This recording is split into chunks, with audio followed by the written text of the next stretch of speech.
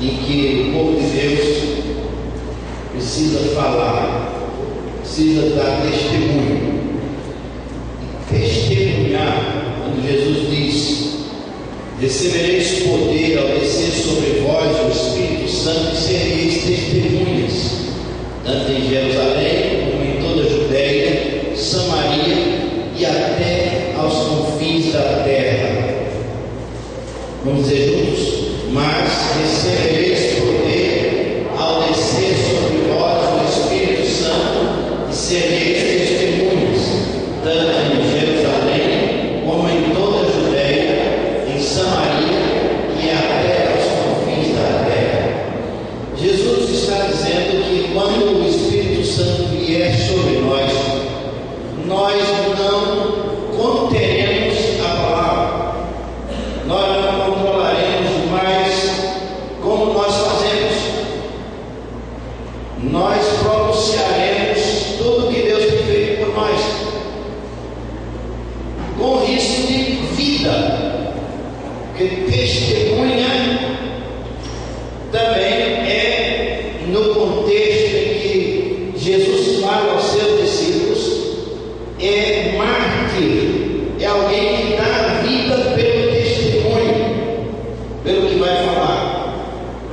Esse é o tempo do testemunho, é tempo de colheita, é tempo de anunciar Jesus Cristo até que Ele venha, é tempo em que o povo de Deus deve falar.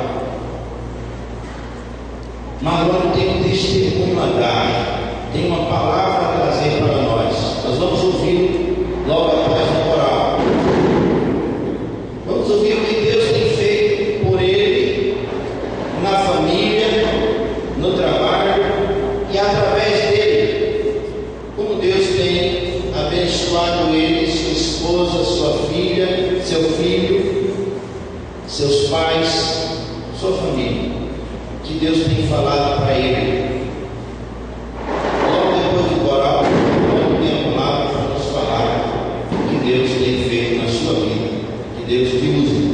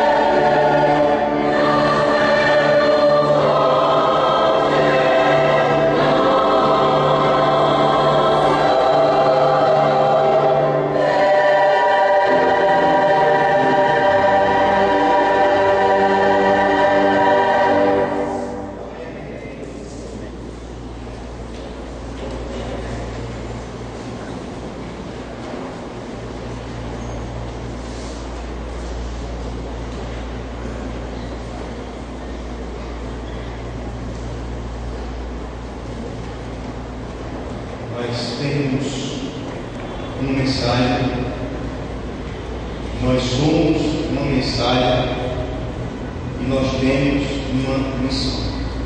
Não deve ter essa frase? Nós somos uma mensagem, nós temos uma mensagem e nós temos uma missão. Meus irmãos, o Senhor tem incomodado e tem me tirado da inércia e me feito falar. Não sei se os irmãos já passaram por algum momento de silêncio, onde Deus ele trabalha, incomoda o irmão, levanta o irmão e diz: agora é hora. Agora é hora. Isso tem acontecido comigo. Mas eu queria começar a falar com a palavra que fala por si só, que é a Bíblia. Nós vamos abrir nossas Bíblias no livro de Lucas, que é um texto muito conhecido por todos nós. E esse texto de Lucas, capítulo 19, versículo de 1 a versículo 3. Lucas 19, versículo de 1 ao 3. Eu queria que os irmãos atentassem apenas a ouvir a palavra. E tendo Jesus entrado em Jericó, ia passando, e eis que havia ali um homem chamado Zaqueu, e era esse o chefe dos publicanos, e era rico, e queria ver quem era Jesus, e não podia, por causa da multidão, pois era de pequena estatura. Oremos. Senhor nosso Deus, nós te louvamos porque tu tens feito no meio do teu povo uma tremenda, meu Pai, revolução silenciosa nos nossos corações. E nós te pedimos que possamos externar tudo aquilo que o Senhor tem feito nas nossas vidas. O Evangelho não é um livro. O Evangelho não é uma história. O Evangelho é reflexo de vidas transformadas. Portanto, meu Deus, dá as palavras para que possamos entender a tua mensagem. E entendendo a tua mensagem, possamos converter o nosso pobre coração. Muito obrigado por tudo que o Senhor tem feito na minha vida. Em nome de Jesus. Amém. Amém. Das coisas mais difíceis na vida do homem, talvez que mais seja relevante é a segurança que o homem tem naquilo que ele acredita. Tirar a convicção de alguém, a certeza de alguém sobre determinado assunto, qualquer que seja, é muito difícil. Porque o homem é dotado de uma convicção insana. E tem pessoas que dizem: eu sou assim e vou morrer assim. O homem, quando acredita em alguma coisa, ele vai até o fim. E a conversão ou a transformação, a mudança de curso de alguém é algo maravilhoso e que o homem por si só não consegue realizar. No texto que nós lemos, eu queria destacar a primeira frase do versículo 3. Algumas têm a seguinte frase: e procurava ver quem era Jesus. Outras têm assim: e queria ver quem era Jesus. Esse era Zaqueu. Chega um momento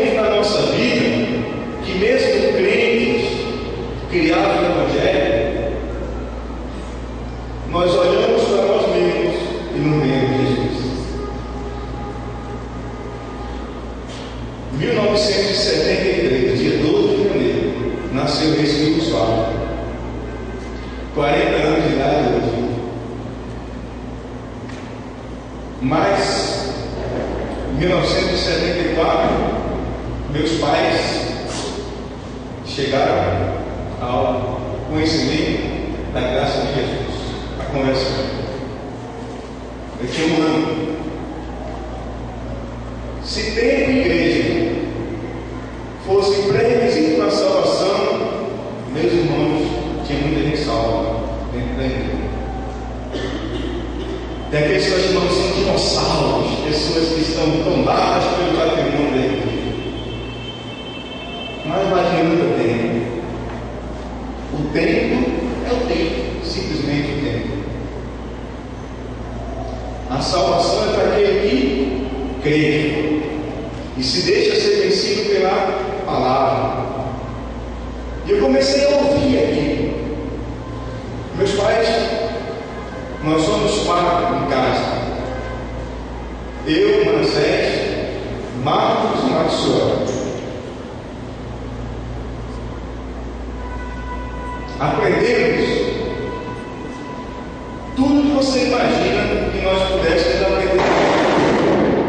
Até hoje, as coisas que eu sei, eu aprendi menino. Aprendi muito não, quando era homem não, quando era adolescente, jovem não. Eu aprendi menino. Versículos, capítulos da Bíblia. É encantador você ensinar o filho, ensinar a criança. É maravilhoso. É maravilhoso você ver o crescimento na graça de Deus. Mas, meus irmãos, eu dei muito trabalho nessa igreja. Hoje eu estava levando meu querido irmão Josué, e quantas vezes ele correu atrás de mim nesse tempo? Quantas vezes? Menino, entra na igreja. Vou contar a seu pai que você não está dentro da igreja. Louvado seja Deus. Não adianta tudo isso. Eu comecei a aprender aqui que eu precisava ir para a escola bíblica dominical e fomos. Éramos levados todos os domingos, ou melhor, trazidos todos os domingos, quase uma romaria. Imagina você trazer a 4 meninos daqueles, e nós vimos lá de onde nós morávamos, no final dessa rua, e nós íamos até a igreja, tomar banho, arrumadinho, para a igreja, porque precisávamos ouvir e aprender a palavra. Mas, velho, pouco, eu comecei na escola dominical, eu tive o privilégio de ter como professor irmão Daniel Messias. Me alegra muito ver o irmão, porque o irmão passou muito tempo hoje. E eu lembro disso com muita alegria. Não ver na igreja irmãos saudosos, como o irmão Robson, irmão Daniel Oliveira, está longe, irmão Ademir, que está perto, mas impossibilidade de vir à igreja muitas vezes. Irmão Narciso, que foi meu professor de escola bíblica dominical, ouvi muito. Irmã Edilene foi minha primeira conselheira de Junete. Vou começar a denunciar as pessoas aqui hoje. Irmã Nilma, obrigado pela paciência que teve comigo. Comecei a cantar com a irmã, e até hoje louvo a Deus. Mas os irmãos precisam entender que, embora essa história é linda, faltava alguma coisa.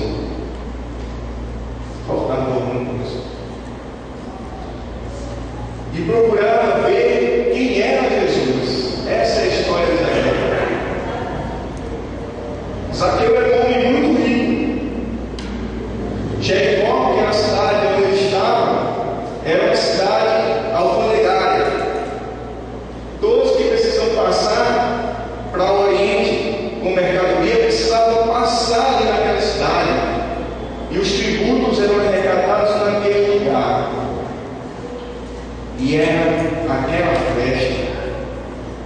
todo mundo pegava e esculpiava dinheiro naquelas pessoas que iam atravessar. E quem era o chefe? Zaqueu. Zaqueu era o chefe dos publicanos. Um homem rico, respeitado, temido, mas no seu coração, no seu íntimo, existia algo na sua vida que lhe incomodava. Se o irmão perceber, procurava ver Jesus, mas não podia. Não podia por quê? Por causa da multidão que era grande. Não podia por quê? Porque ele era pequeno. Não podia por quê? Por conta do seu pecado. Não podia por quê? Porque existiam empecilhos na vida de Zaqueu que o impediam de chegar até Jesus. Não sou diferente disso, não, meu irmão. Comecei então uma outra fase. Em 1985, centenário dos batistas pernambucanos, dia 5 de maio de 1985, eu fui batizado, fui às águas, ser batizado com 12 anos de idade. Eu ouvia nesse grupo de mensagens magníficas. Aí você diz, criança não entende nada, não entende. Eu ouvia o pastor Rosendo falar aqui nesse curso de palavras que eu depois ia para o dicionário, porque nem o dicionário eu encontrava. E ele falava com aquela eloquência. Eu ouvi o pastor Nilson, que vi ensinar músicas à igreja, reger a igreja. Eu citei aqui no lado, aqui, várias vezes, com irmãos que hoje não estão no meio de nós, e que eram crianças como eu. E ouvíamos as mensagens. Não corríamos, não. Parávamos e ouvíamos. Aquelas palavras ficavam no meu coração, mas eu às vezes não entendia ou eu não queria para mim, porque eu achava que se eu abdicasse do que eu achava que era correto para mim ou melhor para mim, eu me renderia e seria outra pessoa. E eu não queria aquilo. Continuou minha trajetória dentro da igreja. Dentro da igreja. Fui adolescente, fui líder de adolescente, fui professor de escola dominical, fui líder de jovens, jovem, trabalhos magníficos que nós fizemos, cantei em corais, cantei em grupos, quartetos, conjuntos. Meu irmão, parece currículo, né? Mas não é nada. Não valia nada. Não valia nada. Faltava alguma coisa na minha vida. Até o ponto que eu me deparei, que eu olhei para mim mesmo e disse: eu quero ver Jesus. Meu irmão, não faz muito tempo não. Foi pouco tempo antes de casar.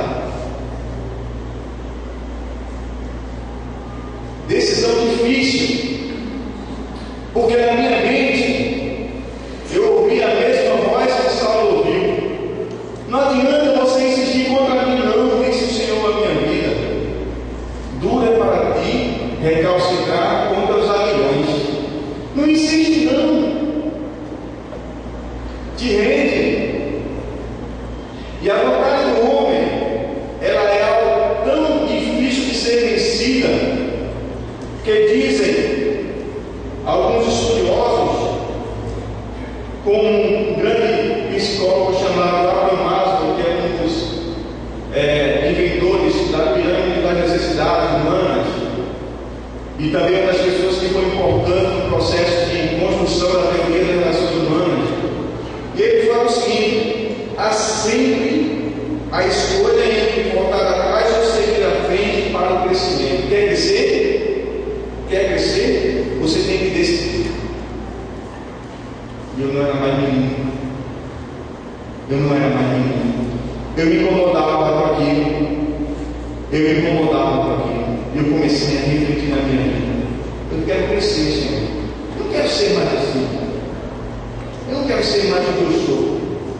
O que é que eu vou ensinar para os meus filhos? O que é que eu vou dizer? Eu quero que as pessoas vejam em mim o Senhor. Esse mesmo cristão diz assim: o que é necessário para mudar uma pessoa é mudar a sua consciência de si mesmo. Ele não é grande referência, não. Mas ele fala alguma coisa bem interessante. E a Bíblia diz que ele tem que reter aquilo que é interessante para o nosso crescimento. Então nós estamos retendo. Nós temos às vezes que sair do nosso eu, do nosso prisma, da nossa convicção ferrenha que nos leva muitas vezes à morte, e decidir por Jesus. E começou então a entrar no plano. Não comecei isso com minha esposa, com meus pais, com meus irmãos, mas veio então a luta. No momento mais difícil da minha vida, eu disse: Senhor, eu quero casar. E aí? Olhava para um lado, não via. Para o outro, não via. E o Senhor foi postergando isso para mim. Quando um dia que eu conheci a minha esposa, eu voltei para casa e disse: Senhor, nela não. Como é que o Senhor disse que vai me consertar e põe na minha frente uma mulher que não é crente, uma moça que não é crente? E começou então a minha cabeça a ficar mais confusa. Mas o Senhor, quando Ele promete a gente, Ele faz a coisa acontecer. Começou então aí um trabalho muito grande na minha vida. Mas minha consciência, minha vontade não era de estar com ela, mas estar com Jesus. E quantas vezes ela prova disso? Eu disse: eu vou para a igreja, e ela ainda não convertida, eu vou para algum outro lugar que não era a igreja. Eu vou para uma festa, eu vou dançar não sei aonde, eu vou fazer não sei o quê. E eu disse: eu vou para a igreja. Porque eu tinha decidido. A decisão da vida do crente é algo radical. É algo que você não tem como voltar atrás. A decisão do crente, ela é radical. O apóstolo Paulo, quando ele se converteu, quando ele foi convertido por Deus, a sua vida, após a sua queda, se levantou e sua vida era outra. Ele não queria mais aquilo. Ele saiu com um objetivo, que era perseguir os cristãos, pedir cartas para poder caçar pessoas dentro das igrejas. E ele voltou desarmado e sendo perseguido, porque ele já estava do outro lado. Ele não era mais perseguido. Ele tinha sido vencido pelo Espírito de Deus. E, meus irmãos, a vontade ou a intencionalidade é capacidade através do qual tomamos posição frente ao que nos aparece, diante de um fato, diante de uma circunstância, qualquer que seja a situação. Nós começamos a refletir e ser racionais ao ponto de dizer: não estou sendo verdadeiro comigo mesmo. E eu vi esse conflito para os irmãos dentro da igreja. Estar na igreja é o momento de estar junto com pessoas que possivelmente seriam crentes, mas não assegura salvação, não assegura vida eterna, não assegura comunhão com Deus. A comunhão com Deus é algo pessoal. Eu via e presenciava diariamente ao longo dos 28 anos que eu vivi com meus pais, o testemunho deles, a oração,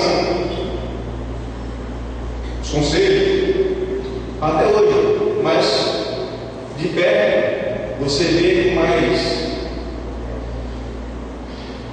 força. E aquilo me incomodava, porque eu disse: esse sacrifício está fazendo isso para quê? Sabe que ele não sabe que a decisão é minha? A decisão não é deles, é minha. Eu estava certo, mas eles estavam fazendo a parte deles, que eles também tinham um compromisso com Deus. Enquanto, meus irmãos, dentro da igreja, muitas vezes nós olhamos uns para os outros, cumprimentando um bom dia, boa noite, boa semana, tchau. Não sabemos quem nós estamos falando, não estamos preocupados com quem está do lado. Pessoas que nós julgamos: aquele é crente. Não, aquele não. Aquele ali eu acho que é. Aquele, estou com dúvida. Não sabemos. E sim, Deus ele testifica para nós.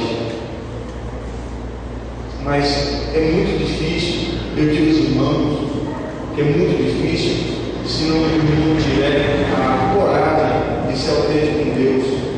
Uma das coisas que eu aprendi na minha vida, e que quando eu me batizei foi uma frustração, que eu esperava que depois do batismo eu ia começar a mudar alguma coisa.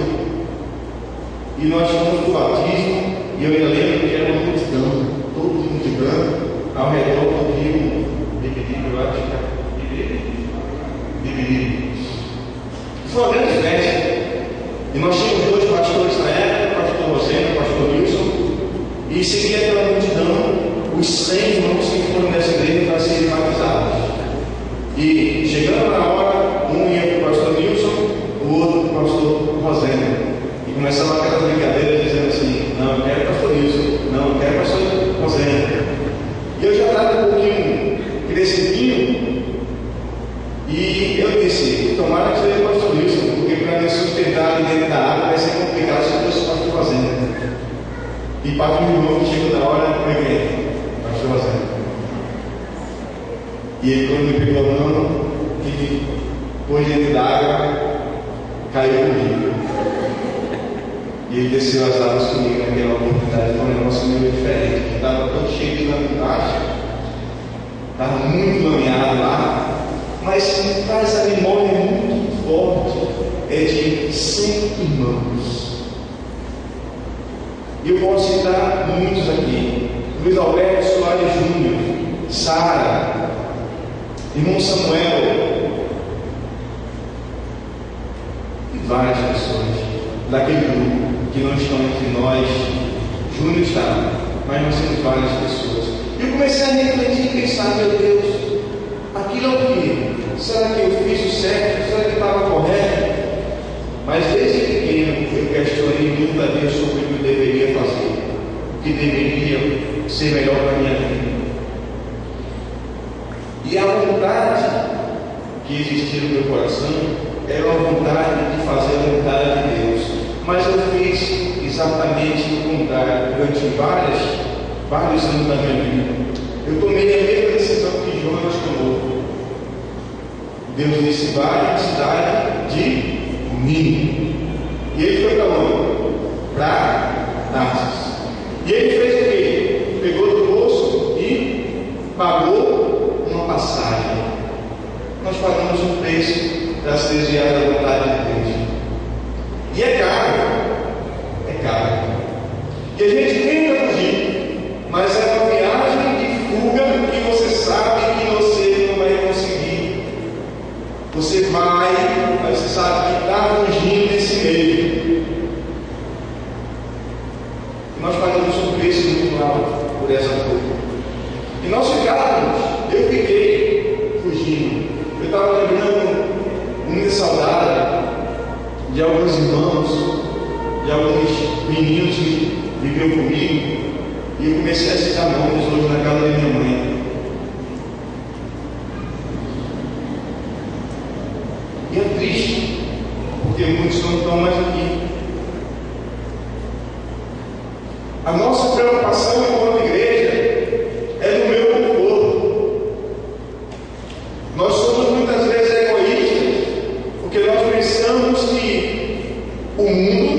gira em torno de mim. Deus amou o mundo que deu seu único filho. Deus fez isso. E eu não posso fazer nada. Eu não quero fazer nada. A vontade da vida do homem é algo tão marcante que o homem, ele por si só, ele chega a dizer: porque a minha opinião é esta, diante da palavra de Deus. Nós somos tão ousados que diante da palavra nós ainda questionamos. A palavra não existe, mas eu acho que é isso. É muita ousadia da nossa parte. E o homem hoje é muito mais evoluído. A nossa geração, a geração que está agora, eu estava conversando com alguns irmãos dizendo: hoje, adolescentes não são menos adolescentes da minha época. Hoje, os adolescentes, eles têm um nível de conhecimento maior, têm possibilidades, têm uma visão diferente. E a igreja insiste muitas vezes, e nós insistimos em tratar como crianças. Os jovens que são e têm sido ao longo dessa igreja tão importante, são tratados como meninos. E são jovens, e a Bíblia já tinha indicado: eu os chamei jovens por pessoas fortes. Jovens são fortes mesmo, precisam ser conduzidos, orientados, mas são fortes.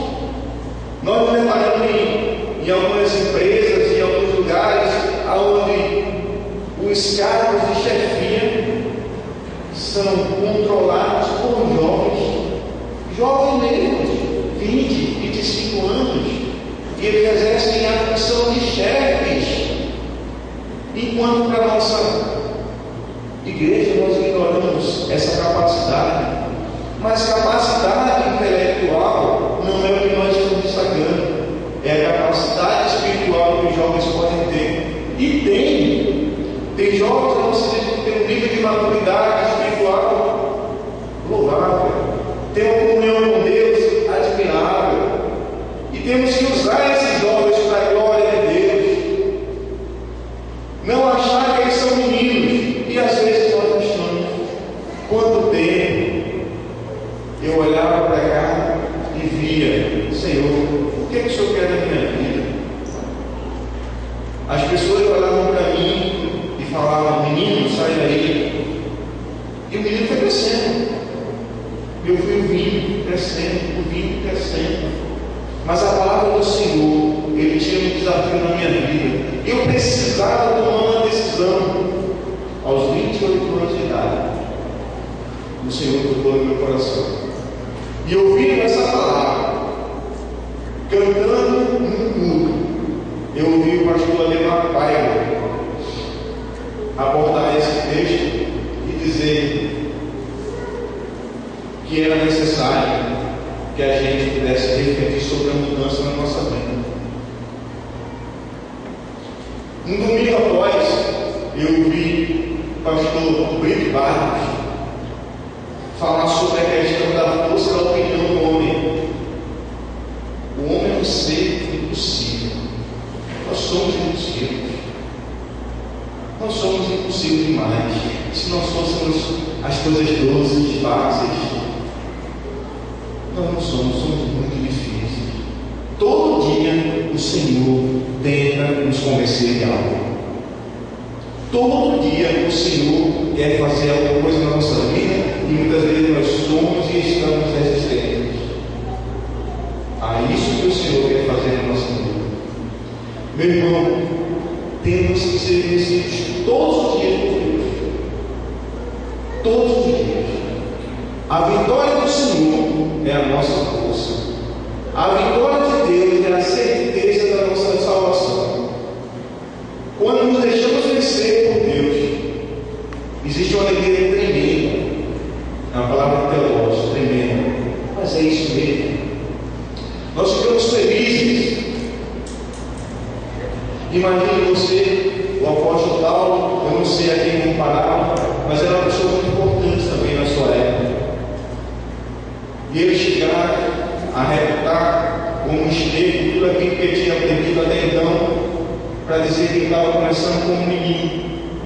a aprender tudo de novo, porque o que ele tinha aprendido antes não tinha muita importância.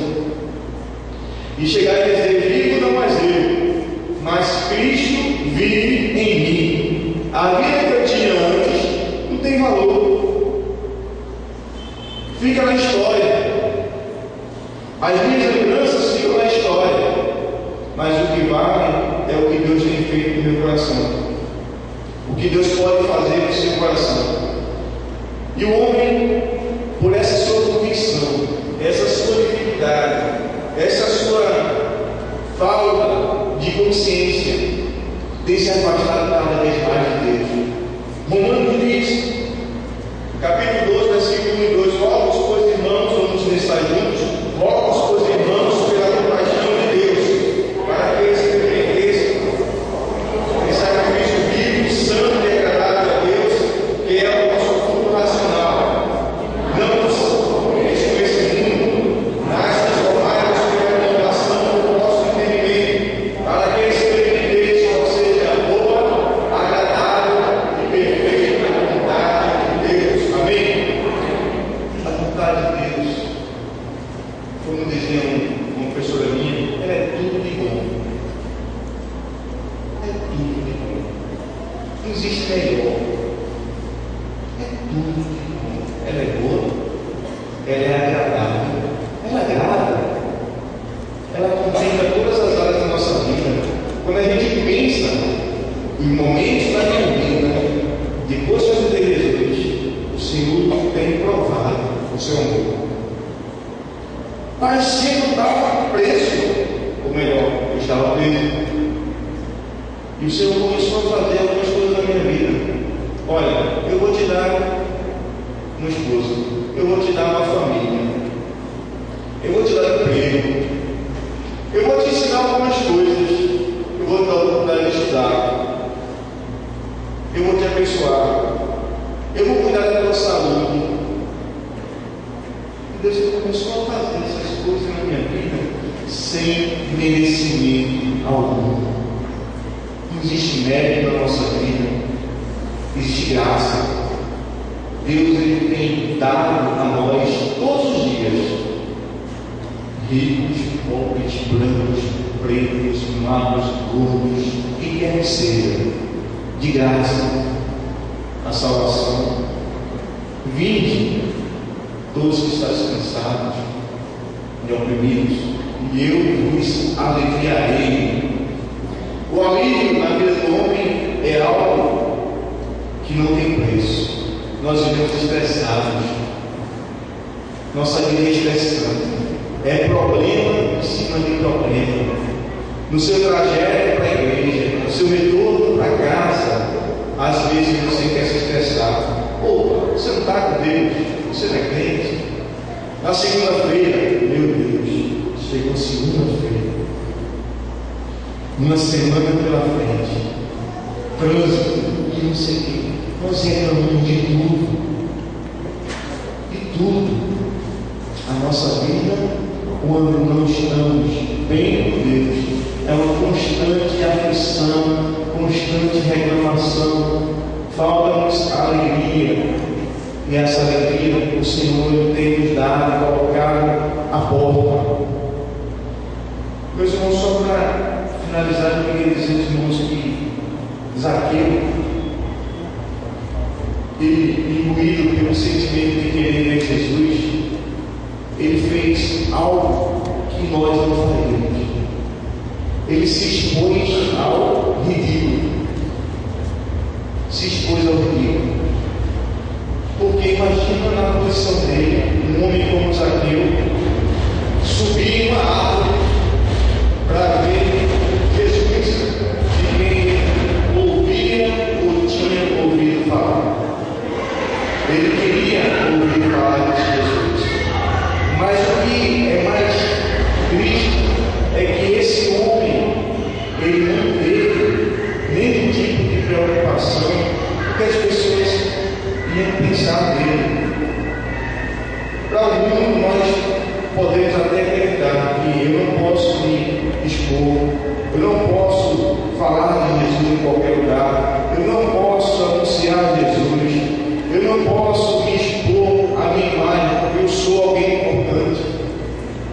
Mas ele tomou uma decisão de subir numa árvore, numa figueira, e diz: a figueira era uma árvore muito forte, e essa árvore ela não era muito alta, ela tinha galhos rasteiros e conseguia acomodar bem uma pessoa, e ele precisava só de um impulso para poder enxergar um pouco, já que ele tinha uma pequena estatura, e ele olhava ali. Mas eu queria dizer, irmãos, que não adianta você fazer nada, basta aceitar Jesus, porque Jesus não esperava, não dependia daquela figueira para ver Zaqueu.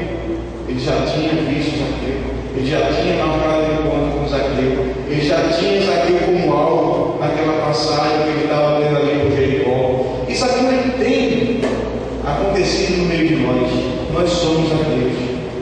Deus ele sempre está apontando para nossas vidas. Quando Ele está passando no meio de nós, Ele sempre está apontando para nós. Ele sempre está buscando a nós. Mas nós, por nossa decisão, por nossa conta e risco, nós temos que nos afastar de Deus. Eu queria agradecer a Deus pela oportunidade que o Senhor tem dado na minha vida de testemunhar. É uma alegria muito grande poder falar do amor de Deus. É uma alegria muito grande ser mensagem. O Evangelho, ele não é um livro. O Evangelho, ele não é algo estático, que precisa de alguém falar, mas precisa de alguém viva. E como o pastor ele falou, o testemunho nosso é a prova que Jesus está em nós. Se você tem Jesus no seu coração, se você já gostou desse privilégio de chamar Jesus para a sua casa, para a sua vida, use isso em prol da salvação de outras pessoas. Levante essa bandeira. Às vezes nós temos uma preocupação muito maior de criticar, de falar. Igreja sou eu, igreja é você. Então, se a igreja está mal, a igreja está com alguma dificuldade, eu estou mal. Nós estamos fortes, firmes, porque a promessa de Deus que não nos deixaria só. Eu não estou só. Eu não estou só. Porque eu estou fraco. Deus está comigo. Eu sou filho de Deus. Eu fui enviado por Jesus para uma missão. E essa palavra missão que eu quero finalizar, nós vimos essa semana pelo menos 2 ou 3 vezes repetidos. Não sei se os irmãos vão lembrar. Nós só na reportagem falamos sobre a condecoração de um fuzileiro americano. Esse homem, há 2 anos, ele esteve na guerra do Afeganistão. Nessa guerra, ele já próximo do fim de voltar para a reserva, ele foi dado uma missão simples, de ir até uma vila onde estava já pacificada, com a tropa para uma reunião. No trajeto para essa vila, houve uma emboscada de um grupo armado radical islâmico. E eles se levantaram e fizeram uma tocaia. E os soldados americanos, quando entraram, estavam já preparados em posições estratégicas para destruí-los. E aquele homem ele ficou na entrada da vila com um carro, e os seus colegas entraram. Ele disse que só ouviu os tiros, bombardeios, granadas, e ele botou a mão na cabeça e outros colegas fugiram. E ele pensou na mente dele: qual a minha missão? Eu vim para cá para fugir e meus irmãos que entraram, eu vou deixá-los morrer? Tem pessoas que entraram que dependem de mim. E ele, como um kamikaze, uma atitude talvez impensada ou pensada demais, saiu entrando naquela vila para buscar aqueles que estavam lá. E ele disse que um estava dirigindo e ele atrás com uma metralhadora tentando atirar e matar o máximo de pessoas que estavam alvejando o inimigo. E ele disse que entrou, uma uma atitude totalmente impensável, incoerente, as pessoas não estavam diante dele, e ele entrou, conseguiu pegar o homem e saiu, mas a sua mente estava fixa, eu tenho que trazer os meus amigos, e entrou novamente para buscar os seus amigos, não encontrando, fez esse percurso mais 5 vezes, até depois de um grande apoio que houve, chegaram reforços, ele encontrou 4 dos seus amigos, do seu grupamento, estendidos no chão, recolheu os corpos, colocou no carro e trouxe. E foi condecorado, e quando perguntaram a ele se ele estava feliz por aquela condecoração, ele disse não, porque eu fui trazê-los com vida.